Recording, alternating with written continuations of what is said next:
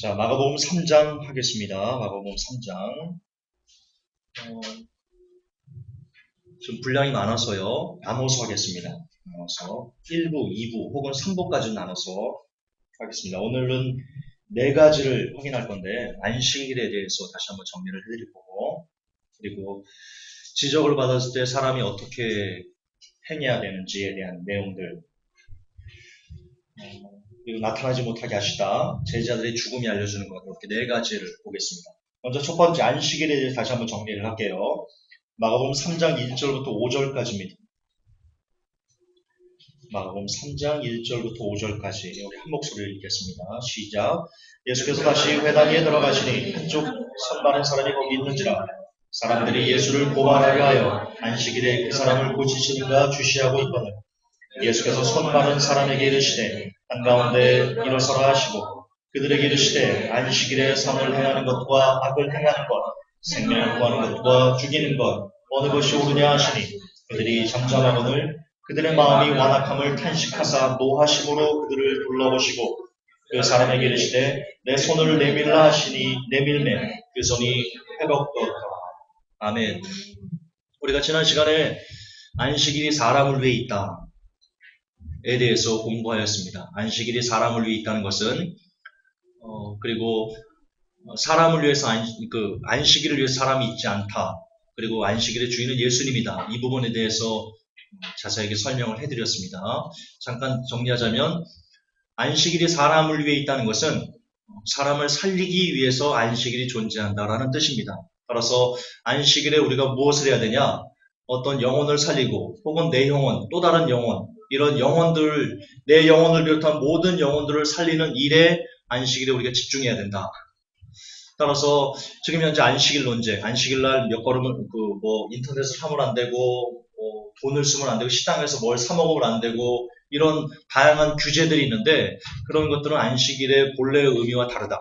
그것은 여전히 안식일을 위해서 사람이 존재하는 것 같은, 다시 말해서 안식일을 떠받들기 위해서 사람이 존재하는 것 같은 예수님의 가르침과 다른 것이다. 안식일은 안식일날 식당에 가셔도 됩니다. 안식일날 돈을 수억을 써도 됩니다.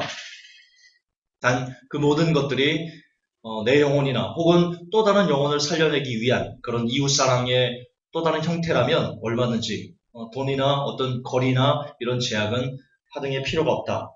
오늘 그 부분에도 다시 한번 정리를 합니다. 지금 보면 예수께 다시 회당에 들어가셔서 한쪽 손 마른 사람을 고치시는데 이날 안식일날 고쳐주십니다. 그때 사람들은 엿봤습니다. 이렇게 저 사람이 과연 안식일날 하지 못하는 일을 하는가 안 하는가를 이 바리새인과 서기관들 기타 유대 지도자들은요 가재미 눈을 뜨고 흠을 잡기 위해서 이렇게 지켜봤습니다. 예수님이 그걸 보시면서 어떠십니까? 분노하셨습니다. 분노하시면서 이렇게 말씀하십니다. 아니 안식일에 선을 행하는 것과 악을 행하는 것, 생명을 구하는 것과 죽이는 것 어느 것이 옳으냐? 우리는 여기서 안식일의 의미를 다시 한번 알 수 있습니다. 거듭 반복하지만 안식일에 뭘 해야만 되고 뭘 하지 말라고 하고 이런 각종 규례들이 2000년 전에 바리새인들이 했던 그것을 똑같이 이 시대에 행하는 사람들이 있는데요. 그들에게 똑같이 묻겠습니다. 똑같이 제가 예수님은 아니지만 예수님의 가르침을 본받아서 똑같이 그들에게 얘기하겠습니다. 안식일에 선을 행하는 것과 악을 행하는 것, 생명을 구하는 것과 살리는 것 무엇이 옳습니까? 안식일에는요. 정말 한 영혼을 살리기 위해서 그리고 내 영이 살기 위해서 우리가 할 수 있는 모든 수단과 방법을 다 동원하는 것, 그것이 안식일의 본래 정신입니다. 그러므로 구애받지 마시라.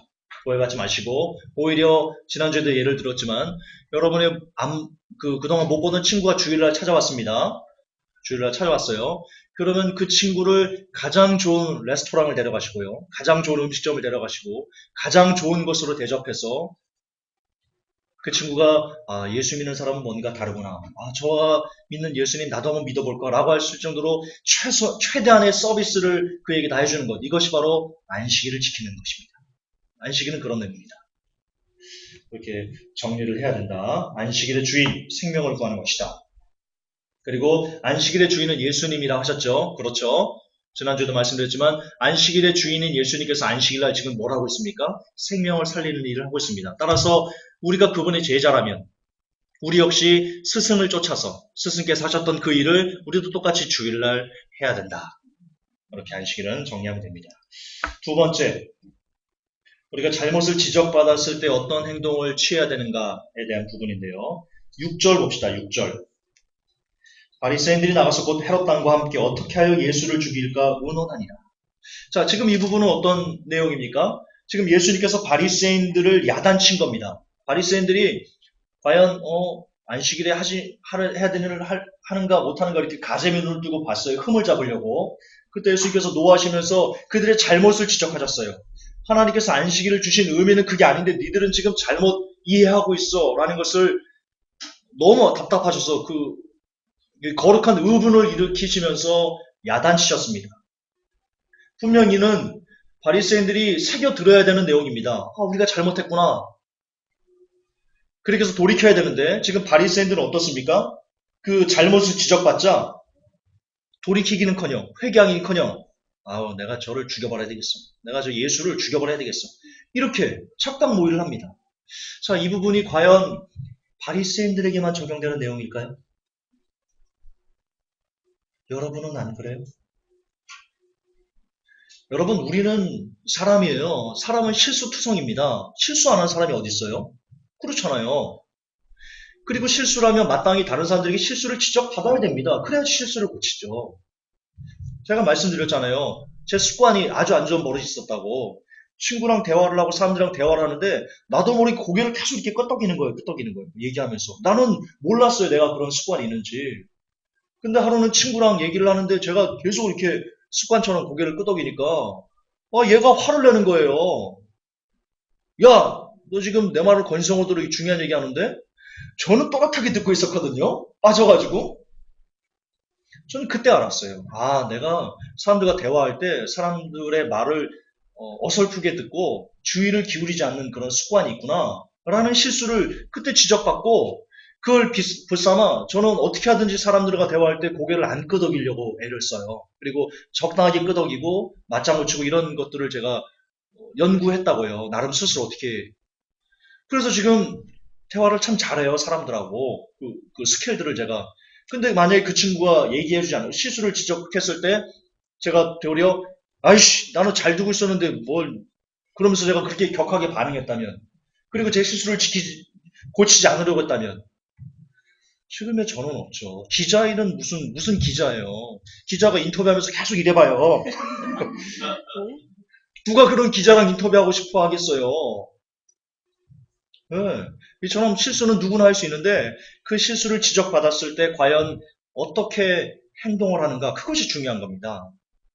여러분 1분 사과라는 거 아십니까? 이거 굉장히 좋은 책인데 제가 나중에 강의를 별도로 한 30분짜리 강의안을 제가 짜가지고 강의를 한번 해드릴게요. 실화입니다. 아브라함 링컨 위대하잖아요. 그쵸? 그리고 인품도 참 훌륭했던 우리가 그렇게 알고 있죠. 링컨의 일대기인데요. 남북전쟁 때 한창입니다. 그 수하의 그 장군이 아내가 죽었어요. 아내가 죽어서 그 인사과에 가가지고 내 아내가 죽어서 그러는데 가서 내가 좀 슬픈데 가서 좀 장례를 치르고 싶다. 근데 전쟁 때는 그때 그런 게 많아서 사람들이 많이 죽어 나갔어요. 그때. 좀 특이한 일은 아니었다고요. 특이한 일은 아니었다. 그거를 안 받아줬어요. 그래서 링컨에게 가가지고 이런 상황을 얘기하면서 얘기했더니 링컨이 버럭 화를 낸 거예요. 그 장수한테 버럭 화를 냈어요. 아니 지금 사람 죽는 것이 지금 당신만 있느냐고. 지금 내가 일이 너무 바쁜데 이런 것까지 내가 해결해야 되냐고. 인사과에서 얘기하면 되지. 그렇게 버럭 화를 낸 거예요. 그래서 이 장군이 쭈뼛쭈뼛하면서 죄송합니다. 제가 실은 인사과에 얘기를 했는데 인사과에서 이걸 받아주지 않아서 그래서 지금 링컨께 왔습니다. 좀 선처를 부탁합니다. 그랬더니 아니 인사과에서 어련히 알아서 한 거지 그걸 내가 지금 그러면 인사과에서 압력을 나가지고 당신을 보내줘야 되냐 이렇게 얘기를 한 거예요. 우리가 알던 링컨이랑 다르죠? 그렇죠. 다르잖아요. 근데 실제 그랬어요. 실제. 하지만 링컨은 위대했어요. 왜 위대하냐? 그날 밤이 됐어요. 싫어합니다. 그날 밤이 됐어요. 링컨 그 책에 있는 거예요. 누가 그 장수의 집의 문을 뚝뚝 두드립니다. 깊은 밤이에요. 12시가 넘으면 깊은 밤이에요. 누가 뚝뚝 두드려가지고 이 사람이 깨서 문을 열었더니 링컨이 서 있는 거예요. 링컨이 서가지고 뭐라고 하냐면 오늘 내가 너무 심하게 얘기를 했습니다. 충분히 그것을 지금 장군의 마음을 내가 헤아리고 얼마든지 좋게 얘기할 수 있는데 내가 너무 내 기분에 안 좋은 일을 이런 것 때문에 그 스트레스 받아서 화를 냈습니다. 그 부분에 대해서 너무 내가 죄송하게 생각합니다. 이렇게 구체적으로 본인이 뭘 잘못했는지를 얘기를 하고 정중하게 사과를 하고요. 그 다음에 이제 인사과에 제가 얘기를 해서 갈 수 있도록 이런 걸 내가 준비해 놨습니다. 편하게 갔다가 오십시오. 부디 저의 실수와 허물을 용서해 주시기 바랍니다. 이렇게 사과를 했다. 링컨이 위대한 이유는요, 바로 이거예요. 링컨이 노예 해방을 해서 위대한 게 아니고요. 물론 그것도 위대하지만 정말 링컨이 사람들이 귀감이 되는 것은요, 본인이 실수했을 때 그 실수를 깨닫고 그걸 깨닫는 것만 아니고 가서 정중하게 그것을 사과하고 아무리 높은 위치에 있어도 아랫사람에게 잘못한 것을 정확하게 구체적으로 내가 뭘 잘못했는지를 얘기하고 사과를 구하고 용서를 구하는 그게 사람을 위대하게 만드는 거예요. 다시 반복해서 말씀드릴게요. 사람은 누구나 실수할 수 있어요. 실수 안 하는 사람은 사람이 아니에요. 그건 알파고예요. 여기서 웃어야 되는데. 그렇게 하면 실수하지 않으면 알파고예요. 사람은 실수해요. 이 세돌이 사람이니까 실수하는 거예요. 누구나 다 실수해요. 그러나 사람이 실수하는 것 때문에 사람을 나쁘다 말할 수 없어요. 왜? 사람은 그런 존재니까. 하지만 사람이 사람답고 좀 더 괜찮은 사람이 되기 위해서는 내가 실수한 것을 정확하게 인지하고 돌이킬 줄 알고 사과할 줄 아는 사람이 될 때 그때 사람은 사람다워지고 위대해지는 거예요.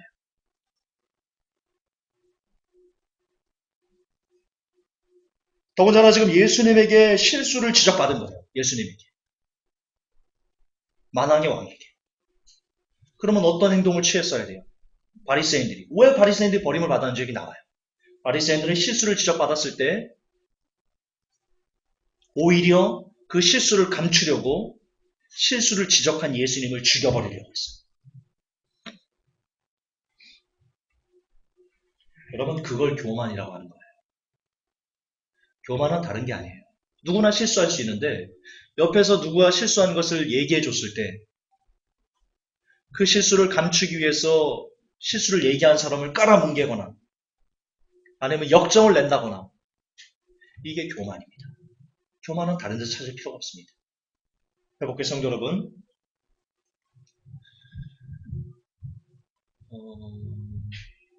혹시 기억하십니까? 지금 현재 그 네이버의 지식인에 보면 회복교회를 성토하는 글이 많아요. 회복교회 2단입니까? 어떻습니까? 궁금합니다. 이런 글이 많아요. 거기에 달리는 댓글들 중에 항상 달리는 그 글만 쫓아내면서 달리는 댓글이 아rum이라는 사람이 댓글을 달고 있거든요. 아rum이가 누구냐면 회복교회에서 제가 글을 내린 사람입니다. 그러니까 환란 전 환란 후 휴거를 지지하는데 그 부분에 대해서 제가 아니었더니 저를 홍혜선 씨와 같은 사람이다 이렇게 비난을 썼던 그분 글을 제가 내렸잖아요. 내리고 그거에 대한 이런 부분이 있다라고 했잖아요. 근데 그분이 제가 나쁘다라는 그 비방 글을 모든 댓글마다 다 이렇게 쫓아다니면서 지금 하는 일을 하고 있어요. 시간이 아깝지 않나요? 시간이 아깝잖아요. 분명히 그분이 잘못하신 거예요. 그분이 성급했고요. 그분에 대해서 제가 실수를 지적을 해드린 거고요. 근데 그 실수를 지적받았을 때 그분은 오히려 더 역정을 내면서 인터넷상에서 돌아다니면서 회복교회를 비난하는 댓글을 지금도 주기적으로 다는 그런 모습.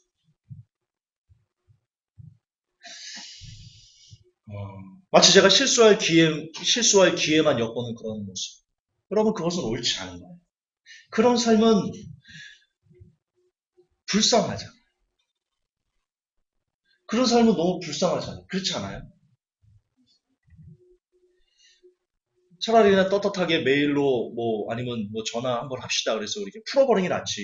그렇게 비방글을 막 족족 돌아다니면서 달면서 이렇게 욕하고 저는 그분이 밉다기보다는요 좀 불쌍하다, 안타깝다 이런 생각이 참 듭니다. 회복될 성도 여러분, 저도 반복하지만 우리는 실수하는 사람이에요. 그러니까 사람이에요. 사람에 대한 정의를 저는 그렇게 내리고 싶어요. 실수하는 존재다. 저는 그렇게 정의 내리고 싶어요. 저와 여러분은 누구나 실수해요. 저도 실수 많아요. 그러나 그때 내가 하나님의 은혜로 깨닫든 아니면 누가 내게 그런 실수를 깨닫게 하든 깨달음의 기회가 오고 내가 잘못했구나라고 인정이 된다면 그러면 조금은 더 겸손하게 정확하게 우리 실수를 인정하고 그리고 사과하는 사람이 됩시다. 그런 사람을 하나님이 좋아하십니다. 여러분 다 천국 가기를 원하잖아요. 천국을 가려면요. 실수를 잘 인정하고 사과할 줄 아는 사람이 될 때 천국을 갈 수 있어요.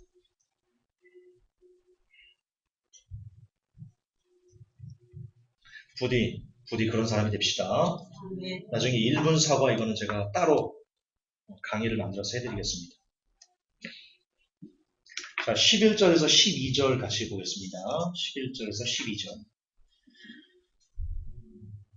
함께 읽어볼까요? 시작. 더러운 귀신들도 어느 때든지 예수를 보면 그 앞에 엎드려 부르짖어 이르되 당신은 하나님의 아들이니이다 하니 예수께서 자기를 나타내지 말라고 많이 경고하시니라. 자, 이 부분 약간 의아하지 않나요? 예수님의 메시아 되심은 많이 알려지면 알려질수록 좋은 거잖아요. 그걸 알리시기 위해서 이 땅에 오신 거잖아요. 그렇죠? 근데 지금 귀신들이 예수님께서 메시아다, 하나님의 아들이다라고 이렇게 증명을 해주고 있거든요. 그런데 예수님은 알리지 말라고 경고합니다.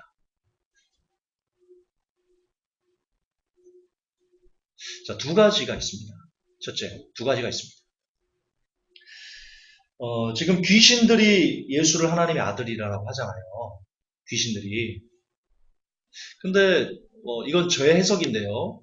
이 부분과 저게 조금 이어집니다. 바알세부, 그러니까 귀신의 왕의 힘을 입어가지고 귀신을 쫓아낸다라는 부분이 있어요. 이 부분은 제가 조금 더 연구하고, 그 연결되는 부분은 제가 조금 더 묵상한 다음에 정확해질 때 제가 다시 한번 해석을 해드릴게요. 지금 잠깐 떠오른 건데 정리가 안 됐습니다. 혹 실수가 있을지 모르니까, 차착이 있을지 모르니까 그럼 나중에 해드리고 그냥 오늘 준비한 거 바로 하겠습니다. 자, 예수님께서 나타내지 말라고 경고하셨습니다. 자, 왜 그럴까요? 다시 돌아갑니다. 분명 예수님의 사역은 메시아 되심을 나타내기 위해서 이 땅에 오신 겁니다. 그거를 귀신들이 증명해 주는데 예수님은 하지 말라고 강하게 경고합니다. 자, 왜 그럴까요? 때가 있습니다. 하나님의 시간표가 있습니다. 하나님의 이런 구절이 나와요. 요한복음에 보면 가나의 혼인잔치에서 예수님께서 이게 포도주가 다 떨어지니까 어머니가 얘기합니다. 포도주가 떨어졌습니다. 그때 예수님이 이렇게 말씀하시거든요. 여자여, 내 때가 아직 이르지 않았습니다. 자, 같은 의미입니다. 또 하나 예를 들어 드릴게요.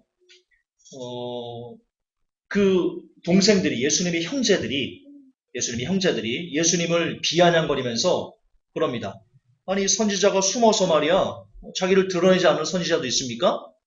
예루살렘에 올라가서 자기를 메시아를 드러내서 이렇게 비아냥거리는 내용이 나오거든요. 그때도 예수님께서 말씀하십니다. 내 때가 아직 이르지 않았다. 이렇게 얘기하십니다. 자, 예수님께서 메시아 되시면 맞습니다. 옳습니다. 그러나 그것을 그분의 때, 그분의 시간표에, 그분이 원하실 때 드러내시고, 그러고 싶지 않을 때는, 그걸 우리가 침범해서 서둘러서 뭔가를 할 수 없습니다. 그분의 시간은 그분의 시간표대로 이루어진다라는 겁니다. 우리 이걸 알 수 있습니다. 따라서 저는 재림도 그와 같다고 믿습니다. 우리 지금 이 시대는 시한부가 참 많죠. 얼마 전에 천안 박권사라는 무슨 예언도 그렇고 본인들이 시간을 만들어서 예수님을 앞당기다 이러는 게 있는데요. 아시겠지만 회복교회는 시한부는 아닙니다. 주님의 때가 이렇게 무르익었기 때문에, 그러나 그분이 언제 오실지 모르기 때문에 우리가 좀 더 열심을 다해서 재림을 준비해야 된다 이거지. 주님의 재림의 시간표를 우리대로 막 앞당기고 뭐 이러자는 주의는 아닙니다. 아시죠? 그래서 재림도 물론 가까운 건 맞습니다. 지금 성경 여러 내용을 통해 보았을 때 이상한 현상들이 나타나고 있는 것은 사실이기 때문에 주님의 재림의 시간이 가까운 건 맞지만, 그러나 정확하게 재림의 시간이 이루어지는 것은 그분의 시간표대로 그분의 때가 있습니다. 그분의 때를 우리가 침범해서는 안 된다. 그분의 때를. 따라서 우리가 뭘 해야 되냐? 우리는 잠잠히 그분의 때를, 그분의 시간표를 기다리면서 조급해하거나 실망하거나, 예를 들어 이런 거죠. 주님 이만큼 이제 오실 때 된 거는데 안 오시는가 봐. 그냥 실망스러워. 이런 게 아니고요. 조급해서도 안 되고요. 그냥 우리는 그분의 때를 그분에게 올려드리고, 원하시는 때 오겠지. 그분께서 원하실 때 오겠지. 그게 언제인지 모르지만 내 권한이 아니지. 그래서 그걸 온전히 주님께 내배드리고, 우리는 그저 오늘 하루 늘 깨워서 졸지 않기 위해서 기도하고 말씀 보면서 오늘 우리 하루의 삶을 최선을 다해서 사는 것, 각자의 위치에서 최선을 다해서 삶을 사는 것, 그것이 우리가 해야 될 일이다. 그분의 시간을 여러분이 침범하지 마시라. 사람이 침범하지 마시라. 그저 재림을 준비하는 사람들은요, 이 땅에서 어떻게 하면 오늘 하루 내가 빛과 소금으로서 잘 살 수 있을까를 연구하는 것이 중요합니다. 자, 재림을 준비하는 거 하나님의 뜻입니다. 동의하십니까? 마찬가지로 빛과 소금의 삶을 사는 거 하나님의 뜻입니다. 동의하십니까? 예, 똑같이 하나님의 뜻입니다. 그런데 너무나 안타깝게도 지금 시대는요, 특히 재림이 가까운 시대는요, 마치 빛과 소금이 되는 것은 하나님의 뜻이 아니고, 혹은 빛과 소금이 되는 것보다 재림을 기다리는 것이 훨씬 더 고차원적이고 영적이고 하나님 뜻에 맞는 삶인 것처럼 오해하는 경우가 왕왕 있습니다. 오해입니다. 크나큰 착각입니다. 재림을 준비하는 삶은요, 우리가 세상을 박차고 세상을 떠나고 세상과 단절되고, 예전에 다미선교회처럼 막 어떤 집단적으로 어디 거와가지고 막 주님 오시네 막 이러고 있는 게 아닙니다. 산에 틀어박히는 게 아닙니다. 유명했던 어떤 목사가 저 아르헨티나로 사람들을 불러 모으려고 도피처 했었죠. 그런 게 아닙니다. 어떤 도피처와 피난처, 피지로 도망가고 상주로 도망가고, 그래서 집단 공동체를 이루고 이런 삶이 아닙니다. 하나님께서 원하시는 삶은. 그건 하나님의 재림의 시간표를 인간이 침범하는 겁니다. 하나님의 때를. 우리의 삶은요, 여러분이 거하는 각자 위치, 그게 직장이면 직장, 가정이면 가정, 교회면 교회, 학교면 학교, 여러분 각자가 처해 있는 그 위치에서 재림 신앙을 갖고 이제도 주님 오실 것처럼 오늘 하루 내게 주어진 삶을 최선을 다해서 살아내는 삶. 내가 어떻게 하면 이 직장에서 빛과 소금이 될 것인가? 내가 어떻게 하면 이 학교에서 빛과 소금이 될 것인가? 어떻게 하면 이 교회에서 빛과 소금이 될 것인가? 어떻게 하면 가정에서 빛과 소금이 될 것인가를 최선을 다해서 열심히 다해서 사는 삶. 그것이 곧 재림을 준비하는 사람의 본질입니다. 그것이 진짜 재림 신앙입니다. 주님은 세상과 단절하라고 말씀하지 않았습니다. 물론 그렇다고 그 기도 말씀도 다 제쳐놓고 오직 돈 벌러 가야 되고 막 열심히 대학 가기 위해서 막 피터지 공부하고 이런 말씀을 하는 게 아닙니다. 빛과 소금은 그런 게 아닙니다. 자신의 인간적인 개인적인 욕심과 꿈을 위해서 달려가는 것이 빛과 소금이 아닙니다. 빛과 소금은 늘 기본적으로 기도 말씀을 삶의 베이스로 두고 그 위에서 하나님의 뜻을 다른 사람들에게 선하게 영향력을 나타내기 위해서 최선을 다해 사는 삶, 그걸 얘기하는 겁니다. 즉 우선순위를 기도 말씀과 하나님 중심으로 삼고 그 후에 덤으로 공부를 하시라는 겁니다. 근데 여러분, 그렇게 지혜 있게 하면 하나님이 지혜를 더해 주셨어요. 사실 공부도 더 잘합니다. 자, 예를 들어 그 증거를 보여드릴게요. 출애굽기인가 레위기인가 민수기인가 신명기인가 있는데 모세오경 중에 있어요. 거기에 이런 내용이 나옵니다. 하나님께서 성막을 짓게 하시는데, 성막을 만들게 하시는데 지혜 있는 자에게 지혜를 더하사 성막을 만들게 하십니다.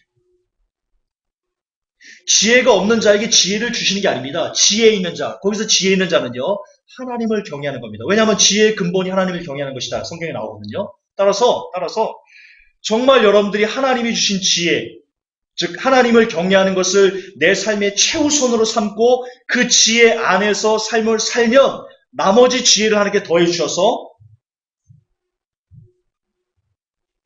그가 뭐 학생이면 뭐 조금 더 공부를 잘하는 걸로 나타날 수도 있고 또 안 나타날 수도 있고 그건 뭐 하나님께서 원하시는 거죠. 직장도 마찬가지고. 여러분 결국 우리가 재림의 시대 그리고 하나님의 시간표가 언제인지 모르는 이때 어떤 삶을 살아야 되는 것인가? 어떻게 살아야 되는 것인가? 오늘 하루 후회를 남기지 않도록 정말 오늘 하루 내가 뒤돌아봤을 때 오늘 진짜 내가 헛되이 살았네. 이런 후회를 남기지 않도록. 왜냐하면 그런 후회가 쌓이면 하루 이틀이면 족하죠. 자, 1년 365일입니다. 근데 내가 하루 이틀은 밤에 잘 때, 내가 오늘 이렇게 살면 안 되는데. 오늘 내가 기도 1시간도 안 했는데. 오늘 말씀 한 장도 안 봤는데. 이렇게 하루 이틀은 잠잘 수 있다라고 칠 수 없습니다. 왜냐면 지금은 하루지만 1년을 환산했을 때 1년 동안 계속 그렇게 하루하루를 그렇게 자기 자신을 그러니까 뭡니까? 자기 자신을 이렇게 관대하게 내일 하면 되지. 이런 게 쌓여가지고요. 하루 이틀 3일 이렇게 누적되면요. 365일을 하루에 10장도 성경을 안 읽는 사람으로 내가 그렇게 바뀔 수 있는 겁니다. 그게 쌓이면 무서운 겁니다. 무서운 겁니다.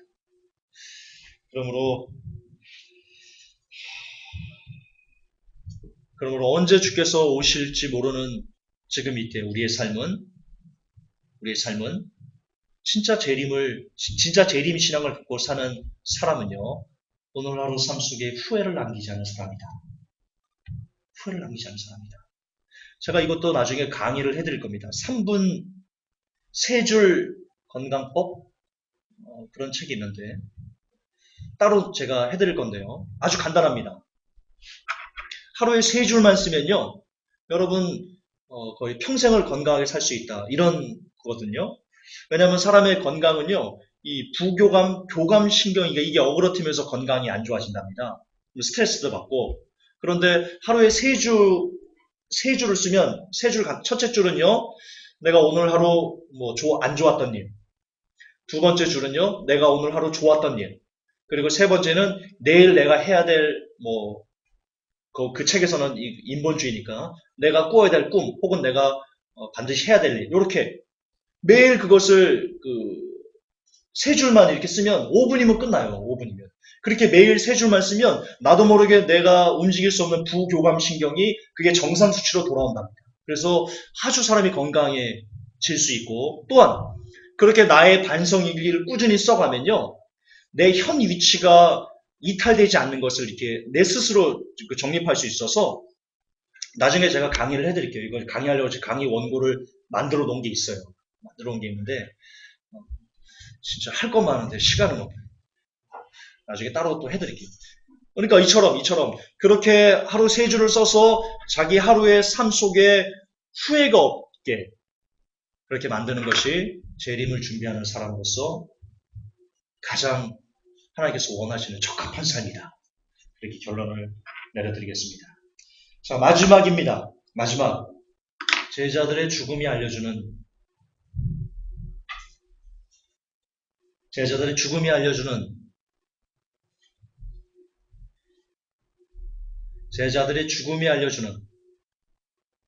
저와 여러분의 희망입니다. 자, 3장 13절부터 19절까지입니다. 우리 함께 읽을까요? 시작. 또 산에 오르사 자기가 원하는 자들을 부르시니 나온지라. 이에 12를 세우셨으니 이는 자기와 함께 있게 하시고 또 보내사 전도도 하며 귀신을 내쫓는 권능도 가지게 하려 하십니다. 이 12를 세우셨으니 시몬에게는 베드로란 이름을 더하셨고 또 세베대 아들 야고보와 야고보의 형제 요한이니 이 둘에게는 보아너게 곧 우레의 아들이란 이름을 더하셨으며 또 안드레와 빌립과 바돌로메와 마태와 토마와 알페의 아들 야고보와 및 다데오와 가나안인 시몬이며 또 가룟유다니 이는 예수를 한 자라. 아멘. 얘들의 죽음이 저와 여러분들에게 희망 그리고 소망을 줍니다. 여러분, 이 12명은요. 12명이 어떻게 죽었는지 잠깐 알려드릴게요. 12사도의 최후, 회복교회에 와서 12사도의 최후 이렇게 치면 나오는데, 먼저 베드로입니다.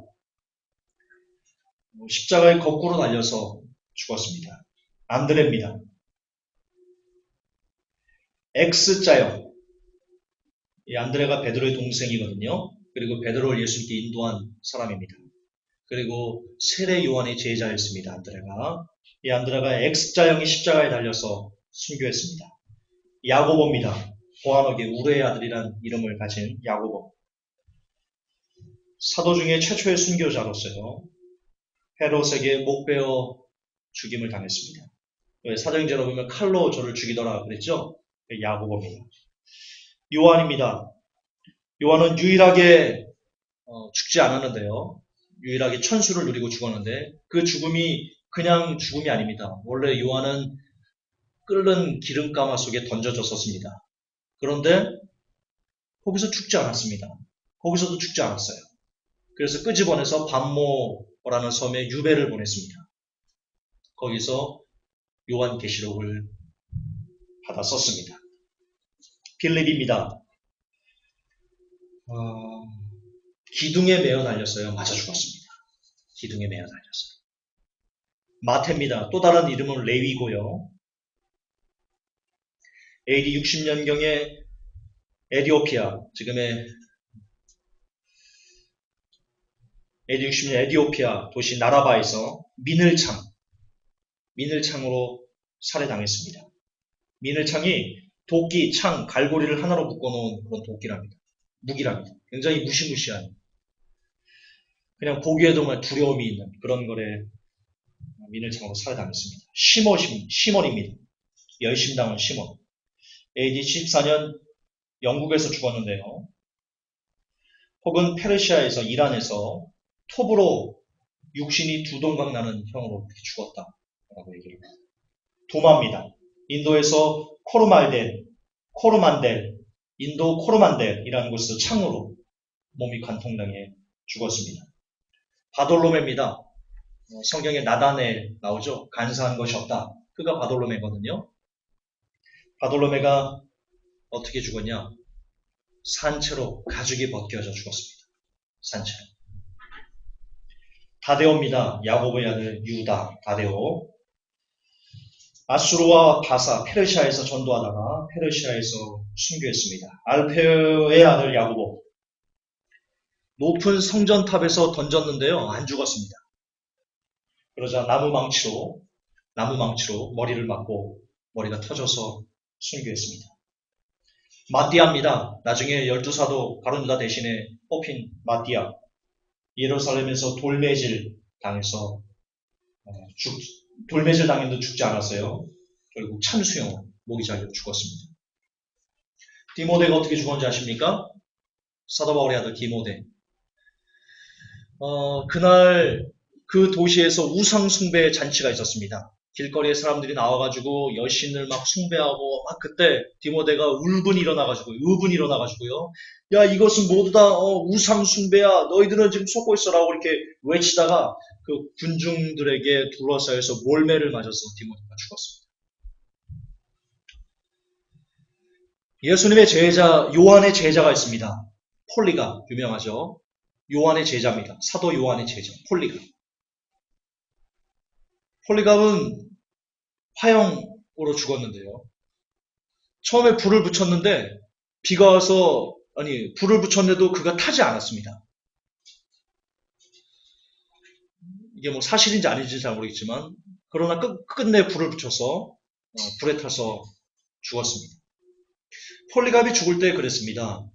자기를 잡으러 온 군사들에게 내게 시간을 좀 달라.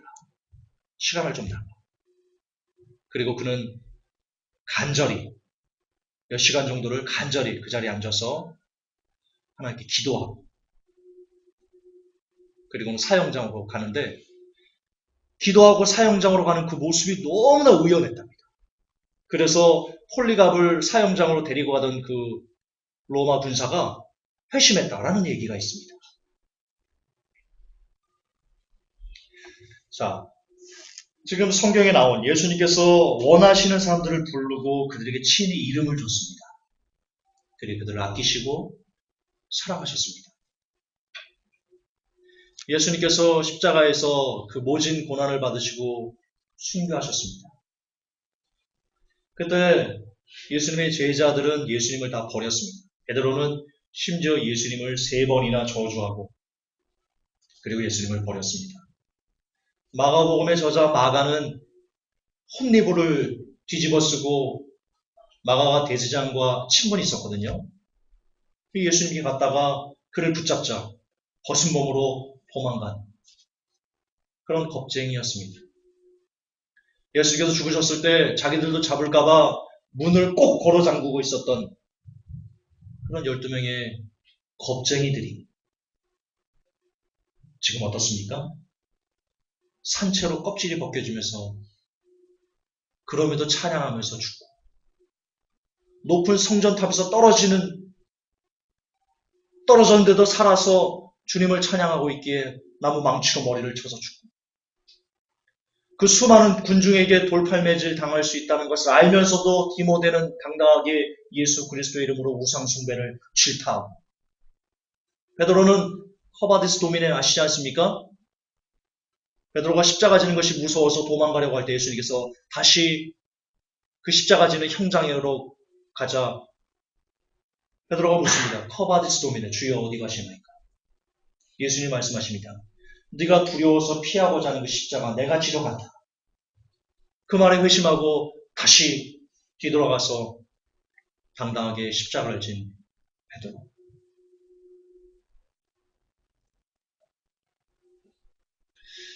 많은 사람들이 예수님은 신하다라고 얘기를 합니다.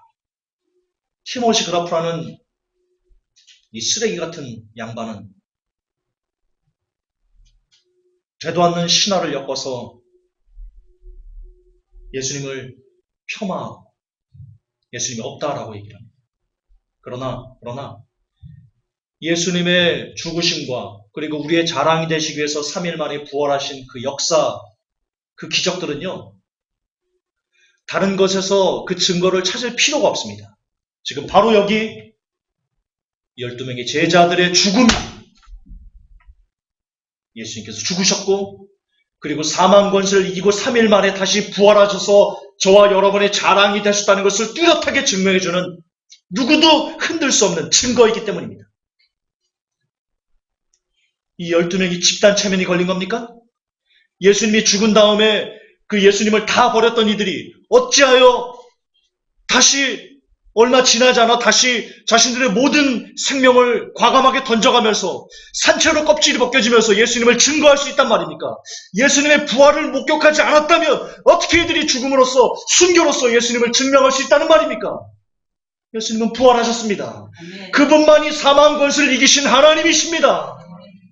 그리고 그분이 우리의 구원자이십니다. 그분이 우리의 아버지십니다. 그분이 우리의 친구시며 그분이 우리의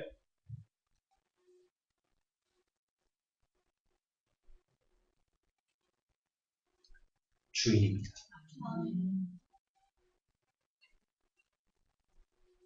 이 12명은 죽음으로 우리에게 힘을 주고 있습니다. 이 12명은 죽음으로 우리에게 소망을 주고 있습니다. 이 12명은 죽음으로 우리에게 우리가 이 땅에서 무엇을 붙잡고 살아야 되는지에 대한 인간 본연의 지향점을 명명백백하게 증명해주고 있습니다. 순교란 이런 겁니다.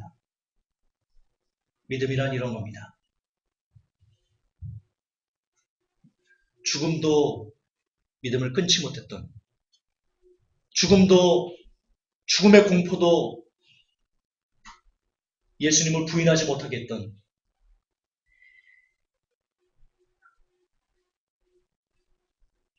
이 사도들의 순교가 오늘날 저와 여러분들에게 예수님의 실존과 그분의 하나님 되심과 그분이 온 우주 만물을 창조하신 하나님이시며 그분의 손 안에 우리가 붙들려 있으면 비로소 그토록 바람하지 않은 하나님 나라에 우리가 들어갈 수 있다는 소망을 주고 있습니다. 이분들을 죽으면 만날 수 있습니다. 천국에서 이들이 계십니다. 그때 가서 물어보십시오. 천국 갈 수 있으면 가서 한번 물어보십시오. 그때 바돌로메에게 가서 물어보십시오. 선배님이라 불러야죠. 선배님, 그때 아프셨나요? 그때 두려우셨나요? 그러면 그때 선배님인 바돌로메 사도는 이렇게 얘기를 할 겁니다. 아니, 예수님이 나를 지켜주셔서 아프지 않았어. 두렵지 않았어. 혹시 저 영화 아십니까? 제가 그 영화를 7번 봤습니다. 과장이 아니고 7번 봤습니다. 멜 깁슨 주연의 패션 오브 크라이스트 아닙니다. 멜 깁슨 주연의 그 실화인데 갑자기 생각이 안 나지. 7번 봤는데 이게 브레이브하트. 제가 왜 후편만, 전편 아니고 후편만 7번 봤습니다. 후편만. 마지막 부분에 이런 내용이 나옵니다. 이제 그게 스코틀랜드인가요? 그 독립을 위해서 싸웠던 민족의 영웅인데요. 그 사람이 잡혔습니다. 잡히고 이제 고문을 앞두고 있습니다. 그러자 그 멜 깁슨을 사랑했던 그 나라를 지배하고 있는 그 공주가 왕비인가 막 그럴 겁니다. 독약을 줍니다. 고통스럽지 않게 주고 독약을 줍니다. 멜 깁슨이 그걸 받고는요. 키스하면서 독약을 넣어주는데 그 여자를 보내고 멜 깁슨이 그 독약을 뱉습니다. 그리고는 기도합니다. 하나님, 용감하게 죽을 수 있게 해주옵소서. 제가 그게 너무 이상하게 그때 저 재림을 몰랐거든요. 주님 오신다는 것도 몰랐을 때입니다. 근데 그게 왜 이렇게 가슴을 울리는지 그 장면 때문에 제가 7번을 봤습니다. 그리고는 실제 이제 고문 장소로 끌려갑니다. 사람들이 많이 군중들이 보는데 그를 고문합니다. 높이 들어갔다가 떨어뜨리기도 하고 결국 안 되니까 배를 가릅니다. 이렇게 배를 갈아서 창자를 하나씩 안에 장기들을 꺼냅니다. 배를 가르고 장자를 꺼낼 때 주위에 있는 사람들이 그 사람이 얘기합니다. 자비를 달라라고 한마디만 하면 쉽게 죽여줄게. 그 고문하는 집행인이 멜 깁슨에 얘기합니다. 자비를 달라고 얘기만 하면 쉽게 죽여줄게. 끝까지 멜 깁슨이 고개를 젓습니다. 그가 원하는 것은 유일하게 독립이었습니다. 자유였습니다. 끝까지 고개를 젓습니다. 고문하다 안 되니까 이제는 배를 가릅니다. 배를 가서 창자를 꺼내니까 그걸 보면서 그 주위에 있는 그 처형 장소에 있는 사람들이 멜 깁슨에 얘기를 합니다. Mercy, mercy, mercy. 빨리 자비를 외치고 편하게 죽으라는 거죠. 그걸 듣던 멜 깁슨이 그럽니다. 뭔가 말을 하려고 합니다. 그러자 사형집행인이 그 주위에 멀시를 외치는 사람들을 참 조용히 하고 죄인이 뭔가를 말하려고 하니까 조용히 하고 그리고 귀를 갖다 댑니다. 멜 깁슨이 감았던 눈을 뜨면서 이렇게 얘기를 합니다. 프리덤!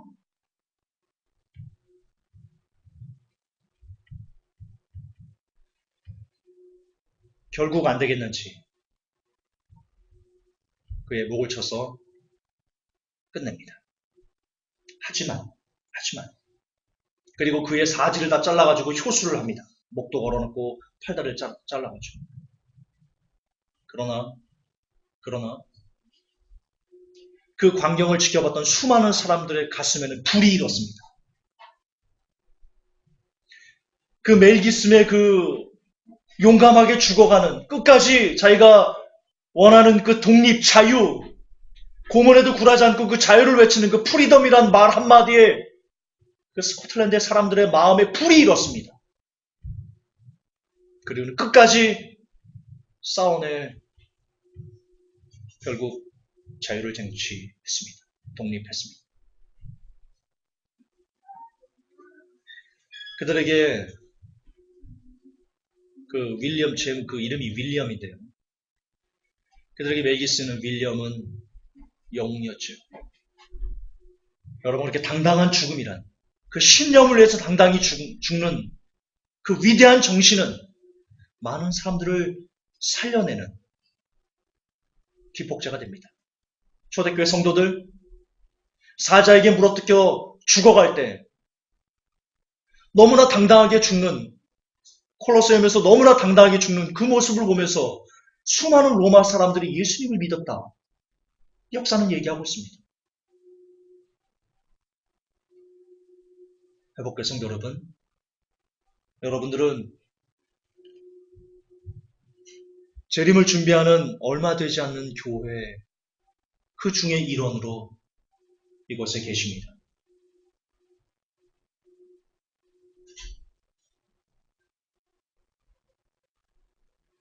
여러분들은 순교자의 삶이 되셔야 됩니다. 다른 사람들의 가슴을 뛰게 하는, 다른 사람들이 예수 그리스도를 좀 더 바라볼 수 있는 그런 밑거름이 되기 위해서 죽어지는, 그들에게 영향력을 미치는 어떤 큰 부자나 어떤 세상적인 어떤 권력이 아니라 그 정신으로 예수 그리스도를 위해서는 이렇게 살다, 이렇게 고난 가운데 이렇게 죽어야 되라는 정신을 깊이 미칠 수 있는 그런 사람들이 되셔야 됩니다. 살아있는 순교자들이 되셔야 됩니다.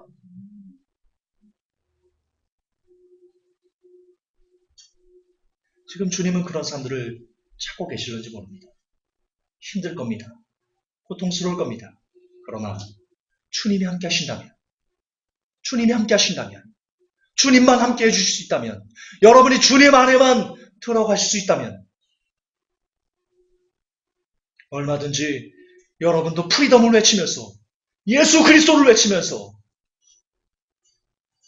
그렇게 살아있는 순교자로 마지막 때를 마무리할 수 있을 것입니다.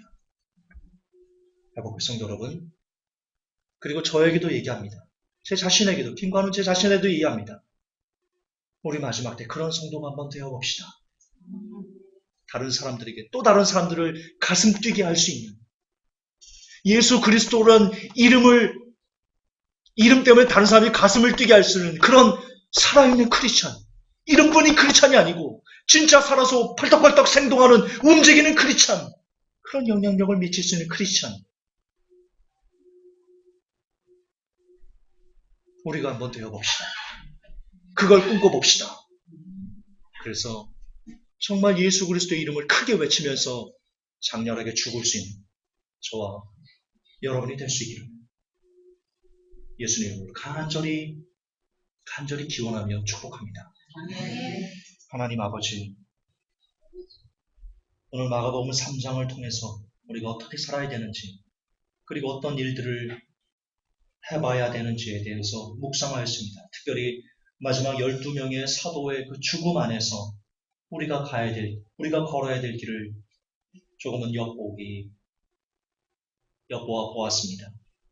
부디 우리에게 살아있는 믿음을 주셔서 우리의 믿음의 모습을 통해서 또 다른 사람의 영향을 받아 그들의 심장이 예수 그리스도를 하여금 두근거리며, 예수 그리스도의 이름을 들으며 두근거리며 뛸 수 있도록 우리가 밑거름 되게 하여 주옵소서. 그런 살아있는 믿음을 가진 모든 회복교회 성도들이 되게 하여 주옵소서. 예수 그리스도 이름 받들어 감사하며 기도하옵나이다. 아멘. 주님 감사합니다.